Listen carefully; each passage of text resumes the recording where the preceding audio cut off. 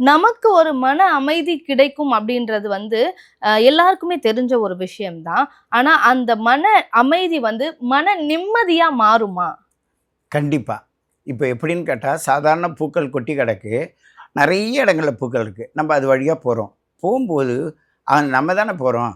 ஆனா நம்மளுடைய நுட்பமான நுண்ணறிவு என்ன செய்யுதுன்னா, இது இந்த மலர், இது இந்த மலர்ன்னு மலர்களை பிரிச்சு காட்டுற அளவுக்கு அதோடைய சுவாசம், அதோடைய வாசம் நம்மளுடைய நாசிகள்ல வந்து நமக்கு ம். அறிவுறுத்திக்கிட்டே இருக்கு.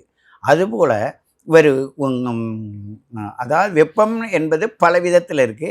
அதில வந்து ஜோதி வடிவான வெப்பத்துக்குள்ள போகும்போது என்ன ஆயிடும்னா, ஏற்கனவே உனக்கு மன கஷ்டம், மன உளைச்சல், மன பிரச்சனை இதெல்லாம் இருக்கிற நீங்க, அங்க போகும்போது வெப்பத்துக்கு வெப்பம் அடிபட்டு உள்ளூர இருக்கிற ஆன்மா இருக்குல்ல, அந்த ஆன்மாவோட ஈர்ப்பு விசையில பார்த்தா, அப்படியே தத்துரூவமா அந்த ஆன்மாவோடைய சந்தோஷத்த பார்த்தீங்கன்னு வச்சுங்க, அதனால தான் அவங்க எல்லாத்தையும் அப்சர்வ் பண்ணக்கூடிய வெள்ளை கலர் ட்ரெஸ் போட்டிருப்பாங்க.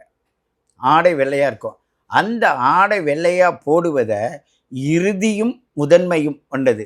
ஒரு பருத்தி ஆடை எடுத்து அத உடையாக போடும்பொழுது, நம்மளுடைய உடலும், உள்ளமும் ரொம்ப சென்சிட்டிவா இருக்கும். அழுக்குப்படாத பார்த்துக்குவோம், சுத்தமா இருப்போம். எவ்வளோ இந்த ஆடைய பாதுகாக்கிறோம். அது மாரி உள்ளாடை என்று சொல்லக்கூடிய ஆன்மாவை பாதுகாப்பதற்கு முதல் சென்சிட்டிவ் இந்த ஒயிட் இது.